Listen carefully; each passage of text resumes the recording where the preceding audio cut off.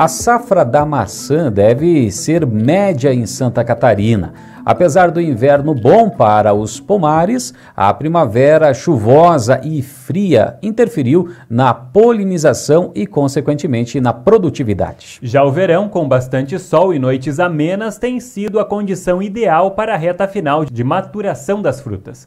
O diretor de Relações Institucionais da Associação Brasileira de Produtores de Maçã, Pierre Nicolas Pérez, fala a respeito da expectativa para a safra deste ano. Nós tivemos um inverno muito bom. O inverno passado também foi muito bom, o que deixou um repouso e uma formação de gema muito bom no pomar. A planta estava pronta para produzir. No entanto, tivemos uma primavera chuvosa e fria que atrapalhou a polinização, né? A abelha teve dificuldade para trabalhar e, consequentemente, tivemos menos flores polinizadas, né, visitadas pelas abelhas, e frutas que, no decorrer do crescimento inicial, por falta de polinização, acabaram caindo. Agora, nesse início de verão, final de primavera, início de verão, estamos vendo um desenvolvimento bom da fruta, hein? O tempo está colaborando agora. Temos dias de sol, noites fresquinhas, uma quantidade adequada de chuva e a fruta está crescendo bem. A programação ou a previsão é de ter uma safra média, não será uma safra grande por conta da falha na polinização, uma safra média que deve ficar boa para atender ao mercado interno e também para atender os clientes de exportação. Por momento, a fruta está colorindo pouco a pouco devido às noites frias que nós temos. Isso é bom para o visual da fruta e a classificação. Nós teremos muito provavelmente na hora da colheita frutas bem coloridas, o que vai facilitar a quantidade, a classificação e conseguirmos assim uma boa quantidade de KT1, que é a preferida do consumidor. Quanto ao calibre, é um pouco difícil de dizer como que vai ser o calibre, o tamanho da fruta, hein? Porque isso depende totalmente do clima até a colheita, hein? Nós precisamos de água, de sol, de condições adequadas para o crescimento dessa fruta, hein? Principalmente nas 2-3 últimas semanas que antecedem a colheita. Por momento, estamos vendo que nós temos um pequeno atraso no desenvolvimento da fruta, mas isso foi devido às condições climáticas. O frio na primavera atrasou um pouco a florada e, consequentemente, nós teremos também um atraso na colheita, hein?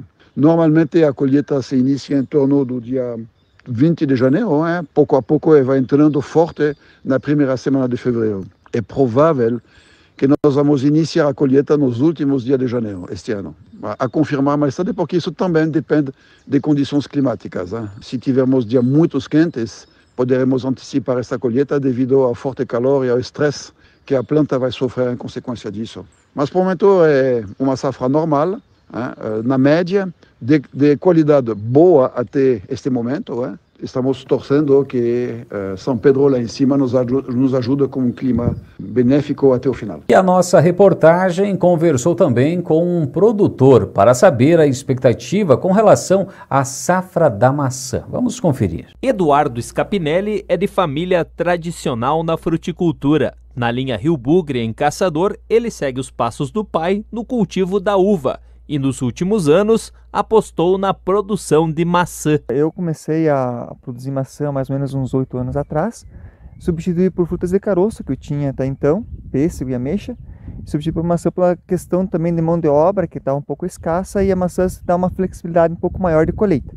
Então tenho também produção de uva, essa eu continuo, tenho uma empresa onde produzo suco e a maçã tem o consumo para consumo in natura. A maçã eu consigo escalonar bem mais a produção, né?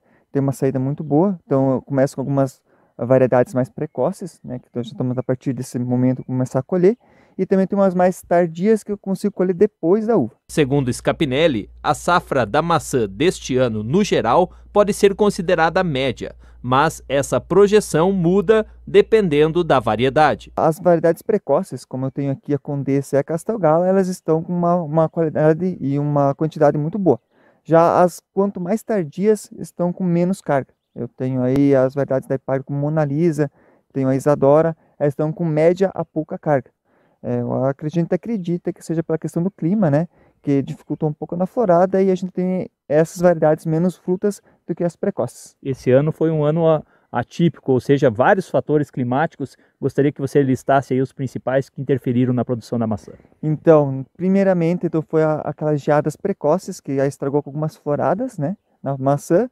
Também depois da gente ter feito a quebra-dormência, que é um procedimento que a gente faz para que as plantas comecem a emergir, a brotar, elas tiveram um problema com frio depois disso. A planta entende que depois da quebra-dormência tem que ter calor, e não teve.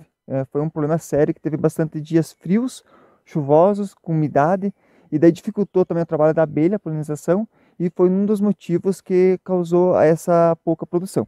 Principalmente nas variedades mais tardias. Isso, realmente. As variedades mais precoces, né, essas conseguiram ter uma janela de sol e de temperatura melhores, então conseguiu ter uma produção melhor. Em fase final de maturação, as maçãs mais precoces já começam a ser colhidas no início de janeiro. Elas já estão praticamente prontas. A partir da semana que vem, então na segunda, terceira semana de janeiro, a gente começa a colher, e nessa variedade vai até primeira semana, no máximo segunda semana de fevereiro. E as outras começam a partir de fevereiro, né? E para onde vai essa maçã, Eduardo? Essa minha maçã vai para... tem compradores que mandam para São Paulo, Paraná e também uma parte de Santa Catarina. E de lá para o Brasil inteiro? Isso, normalmente são carregadores que levam para alguns mercados, supermercados, Ceasa. Então ela distribui para o Brasil, né, todo aí. Com relação a preço, qual é a perspectiva esse ano? A gente está com uma perspectiva muito boa. Até porque o ano passado, as variedades mais tardias, como Fuji, por exemplo, tiveram uma carga muito baixa, né? Abaixo do esperado. Então, as câmeras frias, né, que armazenam essas frutas, estão com estoque muito baixo, então tem pouca fruta no mercado. Então, a tendência é um preço muito bom aqui na saída. E, claro, que a tendência, quando começar as outras regiões que tenham mais maçã, dá uma baixada. Mas aí a perspectiva é um preço melhor do que os outros anos. Um alívio para o produtor, porque o custo de produção está muito alto ultimamente, né? Sim, por questão climática, né? Todas essas decorrências aconteceram, muita chuva, questão de mosca da fruta, que teve um problema de ataque muito sério para todas as frutas. E aí precisa controlar. Isso, infelizmente precisamos controlar, então isso aumenta o custo. E aí também tem todas as outras questões, né? Aumento de combustível, aumento dos insumos, adubo. Teve um elevado muito grande na questão do preço. Com 3 hectares de maçã, Scapinelli espera colher esse ano 90 toneladas da fruta. Ele acredita que com o avanço da pesquisa e novas variedades surgindo, a maçã pode ser uma alternativa rentável a mais produtores. Principalmente com essas variedades novas, né, com a Epagre, elas são mais adaptadas aqui para a região. Então, por exemplo, a Condessa é uma variedade mais antiga, lançada pela Epagre, mas se adaptou muito bem à nossa região. Tendo como a Luísa, a Mona Lisa, a Isadora, são variedades que se adaptaram muito bem à nossa região, que é um pouco mais quente que Fraiburgo, que São Joaquim, mas produzem frutos de muito boa qualidade. O mercado tem gostado também pela característica de sabor dela, né? Sim, sim, principalmente cor, sabor, são diferenciados, né? O consumidor está gostando. Que pena que vai demorar um pouco para o consumidor chegar a saber que essa maçã que tem um sabor diferenciado é uma variedade diferente de uma Gala e Fuji, né? Hoje ainda o consumidor ainda chega a ver no mercado só simplesmente Gala e Fuji. Mas eu acho que acredito que no passar dos anos o consumidor vai conseguir ver essas novas variedades e distinguir, né, sabor e qualidade de uma de outra.